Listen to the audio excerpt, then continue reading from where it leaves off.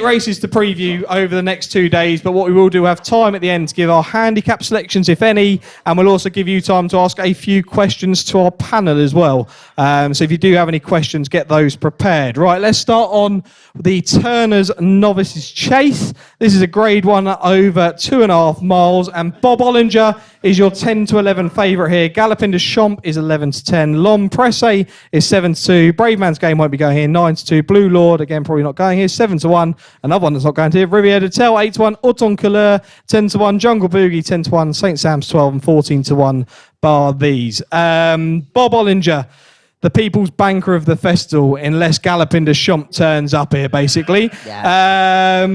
Mattie, I know you're a big fan of Galloping de Champ. You mentioned it in the first part of the preview that you really like him. Is he going to win if he comes in? Yes, we'll win. Simple.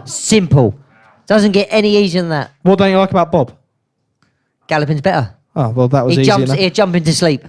Right, okay. Absolutely jump into sleep. Okay, well, you talk about horses that jump other horses to sleep. What about L'Homme Presse in here? Do you think the horse is going to be found out? Because this horse is, in my opinion, one of the best jumpers I've seen all season. I mean, Brave Man's Game and this horse are exceptional. That Ciliage run was ridiculous, and the form of that is coming out to be quite good. I mean, we saw Pic Dory come out and win the other day. He was third in that and absolutely destroyed by L'Homme Presse. Do you think just the horse might get found out here by the Irish? Galloping has got too much toe for him. I like the horse. I think he should go Brown Advisory because I think he just gallops. I just think Galloping's got too much toe for him at the end. Right. Okay. Jack, Bob Ollinger for you? Yeah, it will be Bob Ollinger for me. I still think they should step Galloping de Champ up in trip, personally. I think what he did at Punchestown, if they did step him up in trip, I know his jumping is probably his biggest asset.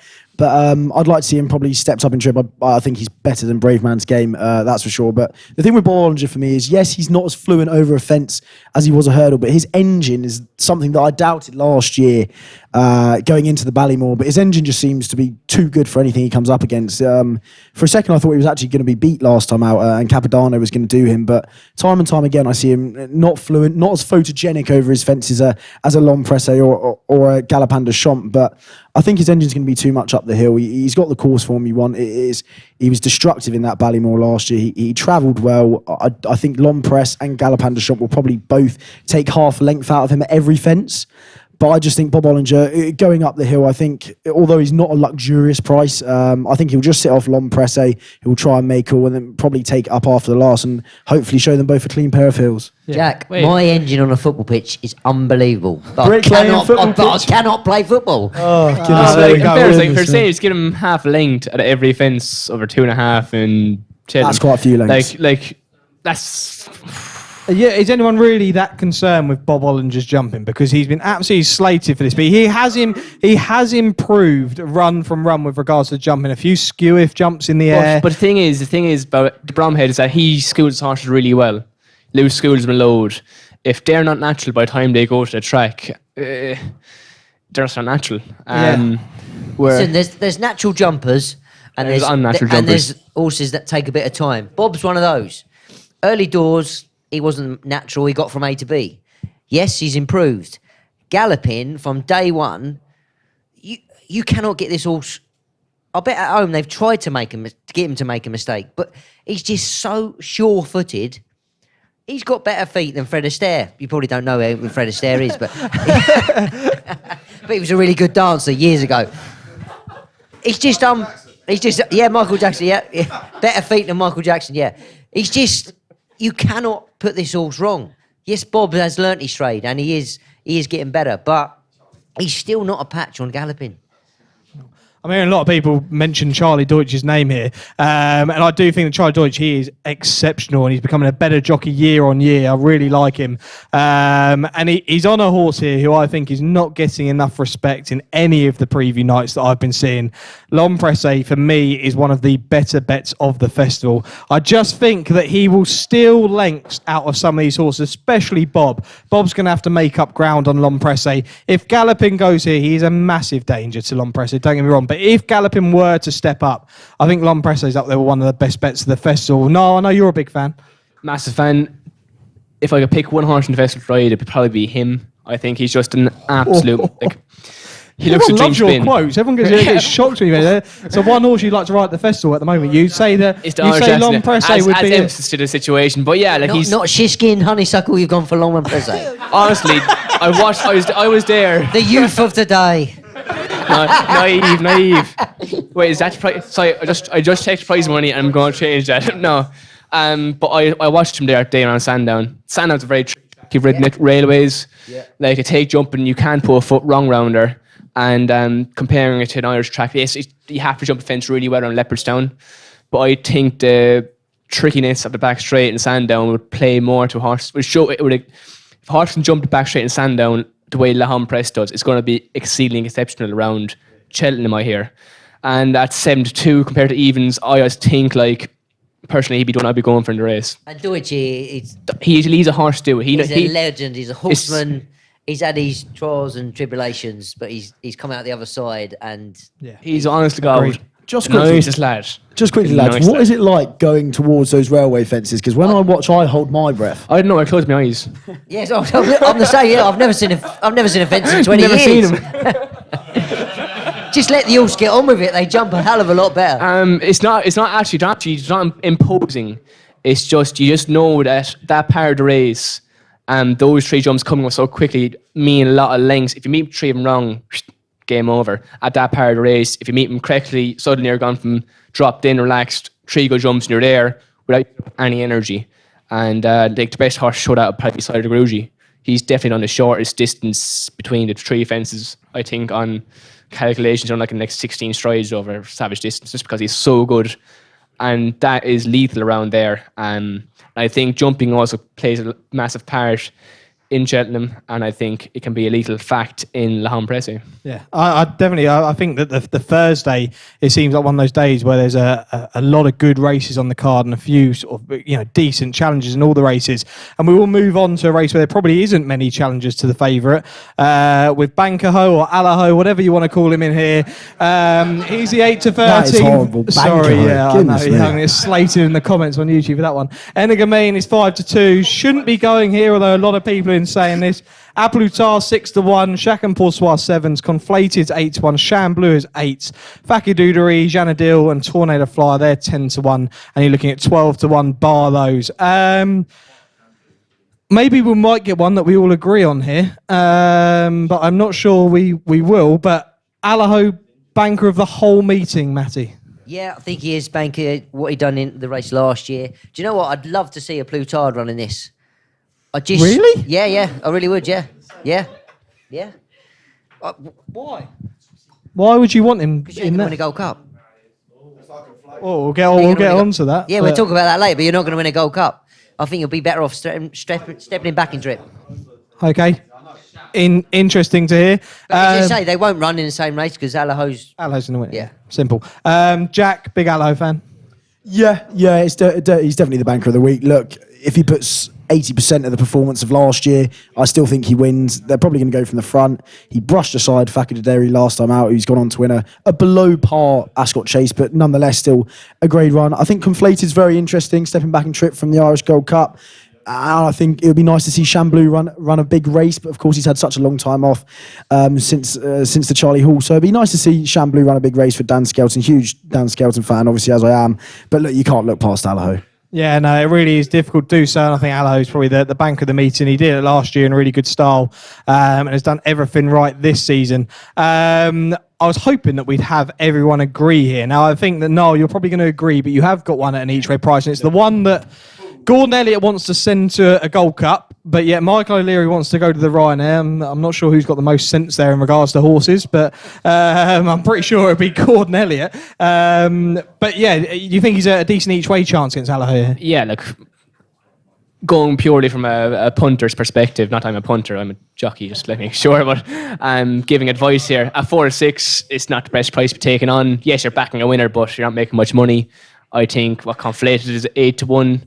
In or around that, and look, I'd rather make at least above evens for a bet. But yeah, Alaho absolutely devastating around her last year. Class spin, and looks his race to win, like, really. Yeah. Matty, just quickly, do you think Aplutar would beat Alaho over 2.5 if he came here? I'm not saying if he ran in that race he'd win. I don't think he can win a Gold Cup, which we'll talk about later on. I don't think he can win a Gold Cup, so I think you're better off stepping him back. Can he beat Alaho? No, but I think he's got more chance getting on to Gold Cup. I don't think, after watching last year's Gold Cup, I don't think he can win a Gold Cup. So, listen, you could maybe give Alaho a race. That's my opinion, yeah. But also looking at the race, last year Alaho had it all from the front. This year we've got Eldorado Allen looking into the race, who looked very good around Newbury, which is a flatter track, which takes a lot more pace to get to the front and travel on. So he's going to be taken on up front, which might make a difference, but it'll be a different story. Right. Okay. Yeah. Look, I think a lot of people in the room are going to have Alaho in their multiples, trebles, doubles, whatever. He's going to be really tough to beat on the day.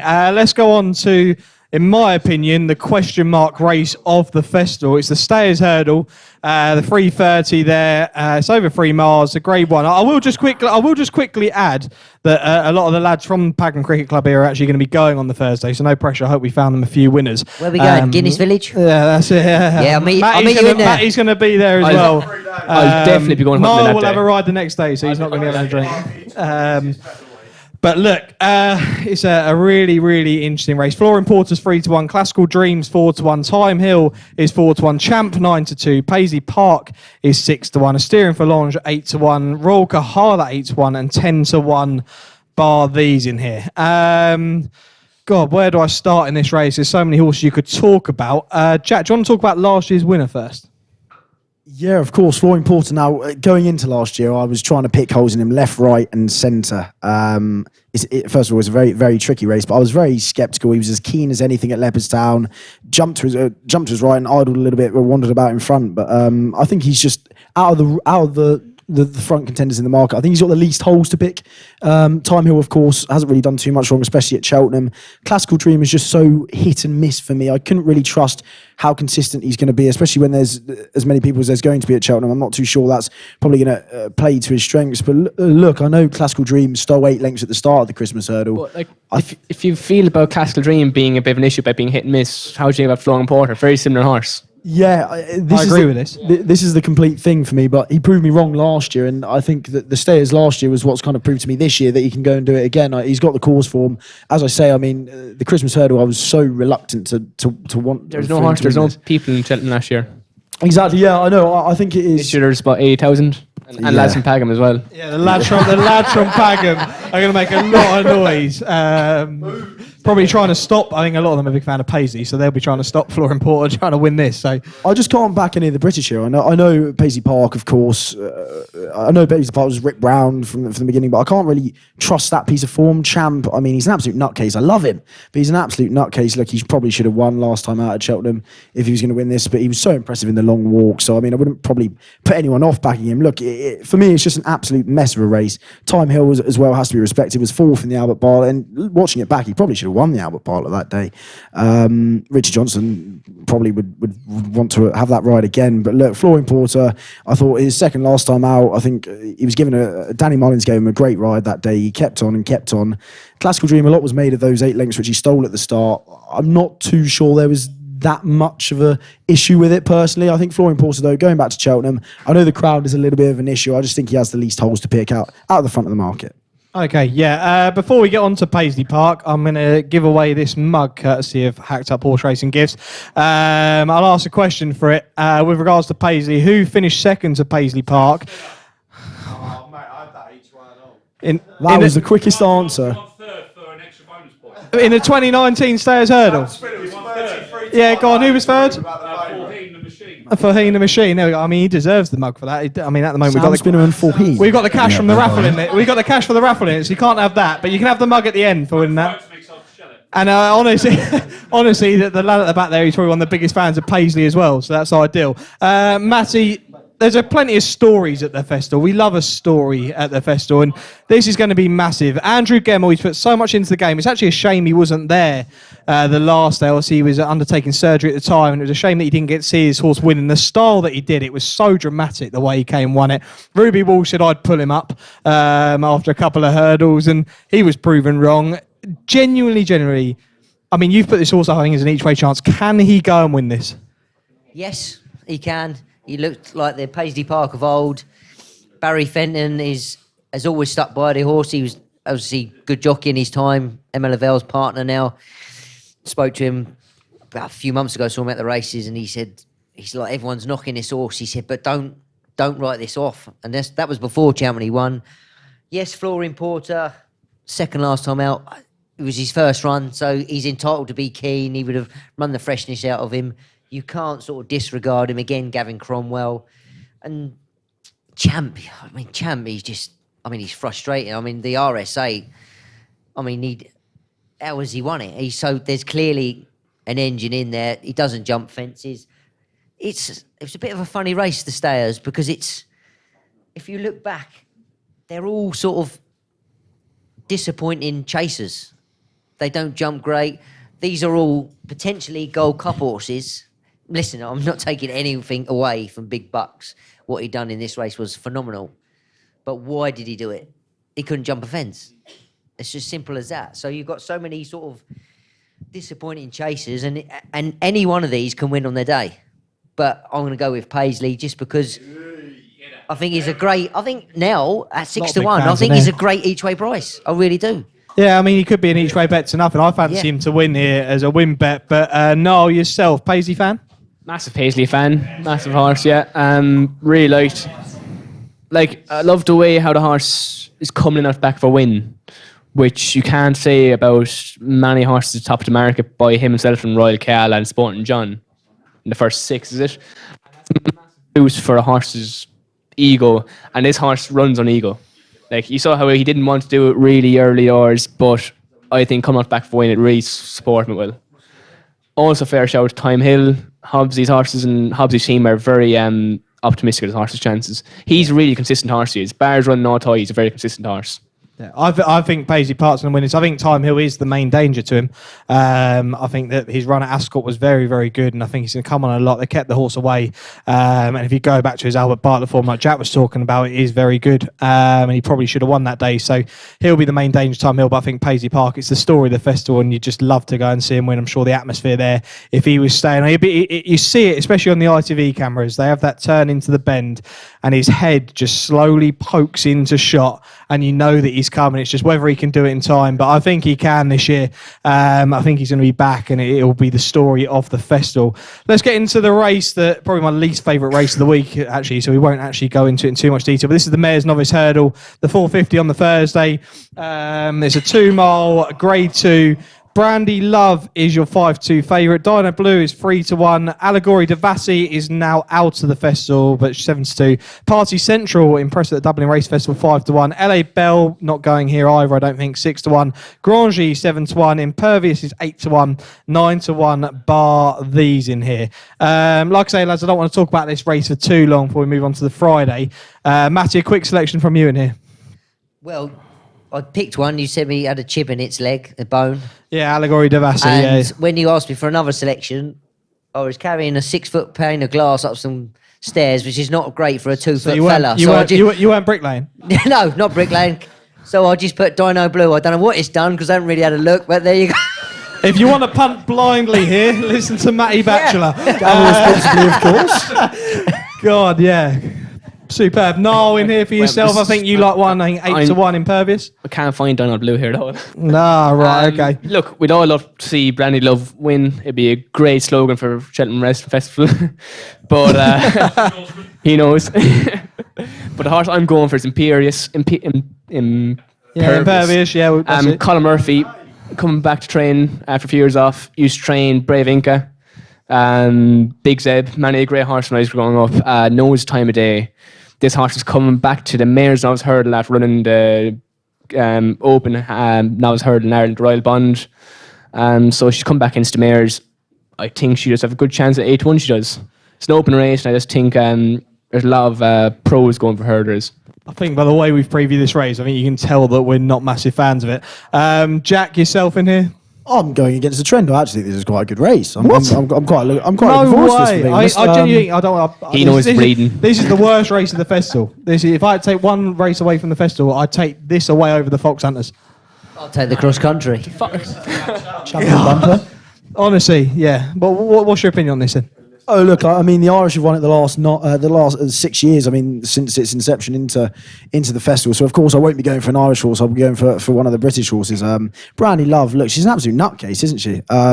Watching her last time out when she was when she was second to Allegory de Vassy, she went out of shot going left. And if she does run straight, she probably has a great chance. Diana Blue was very impressive on debut. Party Central comes from the handicap at the Dublin Racing Festival, which has a great record for this race. Of course, Tell Me Something Girl finished behind the winner there last time out, but has a £5 penalty for that win from a handicap, which I think is a little bit harsh, if I'm being honest. But look, I'm a big Dan Skelton fan, and I think Nurse Susan hasn't really done too much wrong so far. She's a big, imposing mare who loves to jump. I've been very impressed with her since her debut win at Carlisle, of all places. She then won again without coming off the bridle at Leicester and ran into a Love Envoy at Lingfield on heavy ground, and it did play into Love Envoy's hands that day. Now, Love Envoy's, of course, gone on to win a Grade 2 next time out. When everything went wrong, she was so keen towards the start. I think they were very disappointed with her that day, but she still won it in good style. Love Envoy's stamina told that day. Now, I do think Nurse Susan has a good chance. I think she's a little bit overlooked. Of course, everyone's going to look towards the Irish,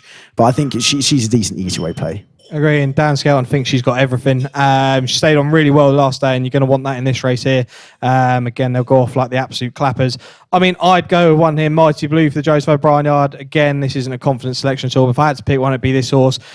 She could be absolutely anything, really. Has raced once and was unseated the rider, but looked like the horse was going well that day. And I think they do think a bit about this horse, and a horse maybe for the future. But look, if I had to punt one each way, it'd be this one here. But I'm being a bit like Mattie and punting this blindly, to be totally honest. So that would be the way that I'd be going. But Mighty Blue would be the one, 16-1. Nurse Susan, I do think, has got a good chance for Jack. He's been on about this horse actually from about December onwards. So I think that horse could play a part into the places in the Mares Novice. If you fancy Jacks, you have to look at Love Envoy as well. I do agree. I think a road. Do we know if she? I don't know. Is she 100% going here? Do we know? I don't know if anyone knows if she's 100% going here. I'm not sure, but it'd be. Listen, it's. Got Dave Cross's number. Oh God, yeah, I have. I deleted it ages ago. Yeah, like Noel Feely, he's got his syndicate, and they're really running well. And this mare's done nothing wrong. She's won. And to say, Jack, if you give your filly a chance, you've got to give her a chance as well. 100%. I think she just wants the heavy ground. I'm not sure. Possibly, yes, yeah. Possibly, yeah. That could just catch her out. But yes, it's as I said earlier. I think the Irish are so dominant in the mares' field. It's hard to look beyond them. And it all goes back to breeding. Of course it does, yeah. I love breeding. Pedigree. What, personally? Or? No. Just a pedigree man myself. Relax, Brandy loves Derek.